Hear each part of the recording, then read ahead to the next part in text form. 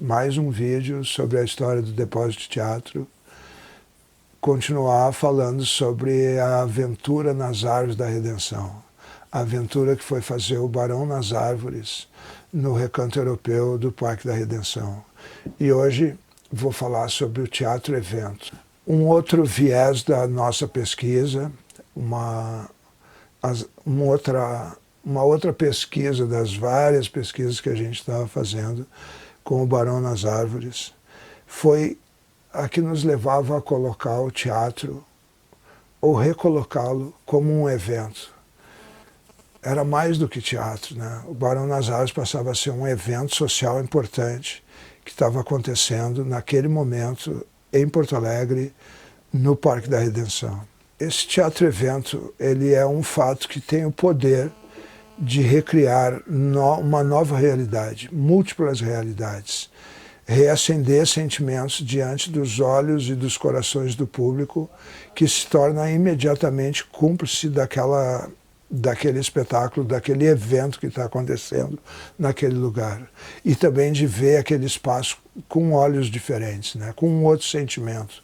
Uma coisa é passear na Redenção com o seu cachorro, outra coisa é você estar na Redenção assistindo participando de um evento. Sente-se, o público ele faz parte daquilo, né? Ele sente alguma coisa maior do que a sua própria vida, do que estar simplesmente passeando pelo parque. Cada pessoa na plateia se percebe como um cidadão pertencente a uma comunidade em particular, né? Ele é um outro olhar. O teatro-evento leva o cidadão para um outro olhar. Os espectadores estão juntos, unidos diante do espetáculo, participando de um rito teatral e sendo transportado através das suas imaginações para um universo que é proposto pela encenação que todo mundo tem ali na sua frente. Então ele é único, é um espectador único com o seu olhar, mas ele também faz parte de um conjunto de espectadores. Se não fosse uma coisa tão antiga, tão ligada aos primórdios da arte teatral, a gente poderia dizer que era uma nova maneira de propor o teatro aos olhos do público, né? Deslocando o evento teatral para um espaço não convencional. Mas não havia nada de novo, né? Era uma coisa antiga, distante, de uma época na qual os atores e o público conectavam-se entre si e com o cosmos através de um evento teatral que acontecia nas praças, acontecia nos mercados. A história da arte mostra que em diversas épocas da humanidade o teatro assumiu esse papel destacado e importante na sociedade e na civilização. É claro que esse dinheiro que a gente recebeu do Funproarte jamais daria conta de um sonho desse tamanho. Jamais o Funproarte sonhou que financiaria uma experiência com tamanha profundidade e dimensão artística. O financiamento, por exemplo, ele não permitiu que a gente dispusesse de boas condições técnicas. A nossa iluminação era, no mínimo, razoável para precária. Era pouquíssimo equipamento de luz que a gente pôde alugar. Os camarins que os atores usavam eram péssimos, eram construções improvisadas feitas por nós, com aquele plástico preto que cercava e formava um camarim com chão de terra.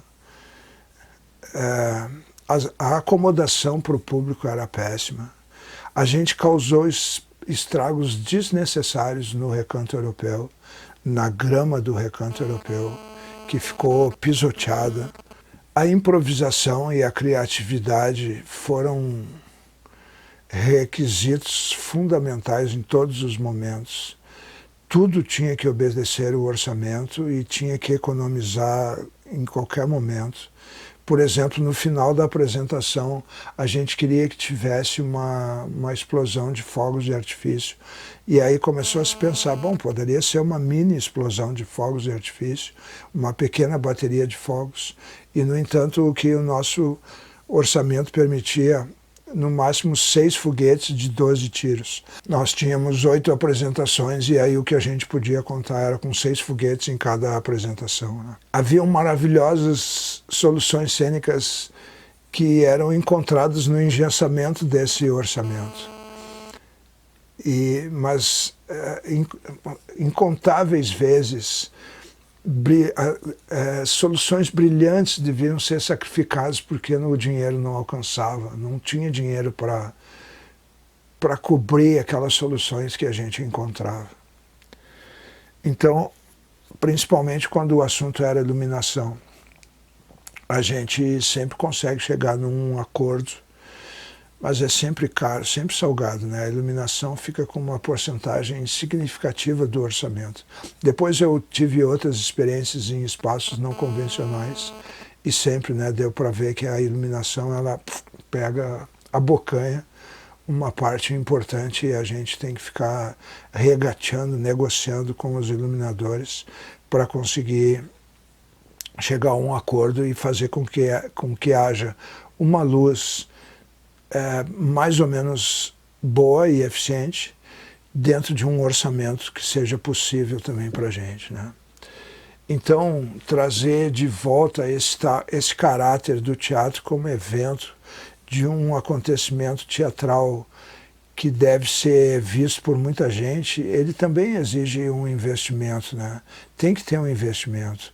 Aí quando a gente vê uma apresentação do La Fura del Baus, da Ariane Minuschini e do seu grupo, a gente tem que enxergar que tem uma grana por trás disso, né? Tem bastante grana por trás disso.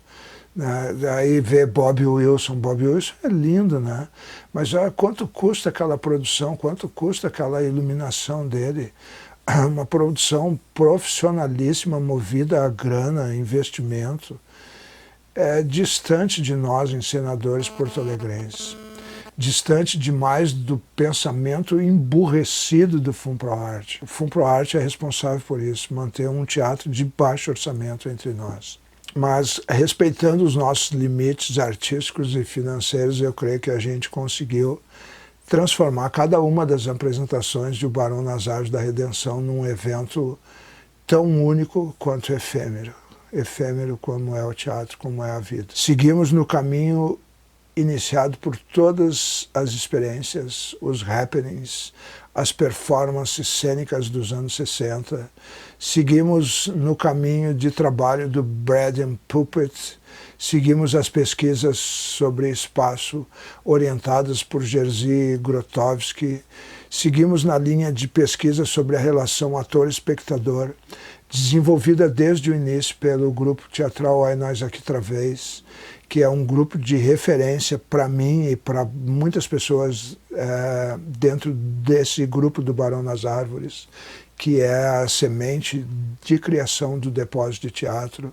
Um segundo passo na criação do grupo Depósito de Teatro. Vinham muitas pessoas que eram a Sandra Possani, o Kiki Barbosa, a Arlete Cunha, pessoas que estavam trabalhando com a gente, o Binho, que tinham vindo do Ai Nós Aqui Travês. A gente enxergava nos trabalhos dessas pessoas todas que eu falei uma preocupação com o espaço e também uma conexão possível entre os atores e o público.